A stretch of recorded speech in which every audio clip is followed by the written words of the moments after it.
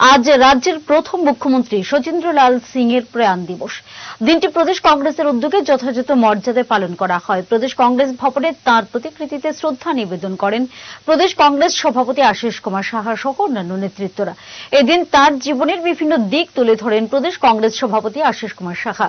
উল্লেখ্য, 1 জুলাই 1963 থেকে 1 নভেম্বর 1971 পর্যন্ত ত্রিপুরা রাজ্যের প্রথম মুখ্যমন্ত্রী ছিলেন তিনি।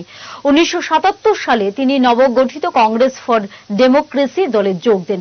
তিনি কংগ্রেস ফর ডেমোক্রেসির সদস্য হিসেবে পশ্চিম ত্রিপুরা কেন্দ্র থেকে 6ষ্ঠ লোকসভায় নির্বাচিত হন। ত্রিপুরার প্রথম মুখ্যমন্ত্রী শচীন্দ্র লাল সিং ত্রিপুরার অত্যন্ত জনপ্রিয় নেতা ছিলেন। তাকে স্নেহের সাথে শচীন্দা বলা হতো এবং তাঁর সরলতা এবং বন্ধুত্বপূর্ণ প্রকৃতির জন্য অত্যন্ত প্রশংসিত ছিলেন তিনি।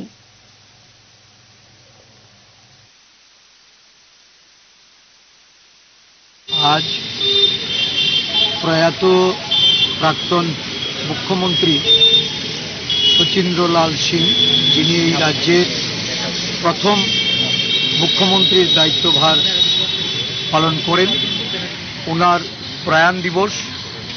এই প্রয়াণ দিবসে ওনার প্রতি শ্রদ্ধাঞ্জলি অর্পণ করার লক্ষ্যে ত্রিপুরা প্রদেশ কংগ্রেস যে কর্মসূচি গ্রহণ করেছে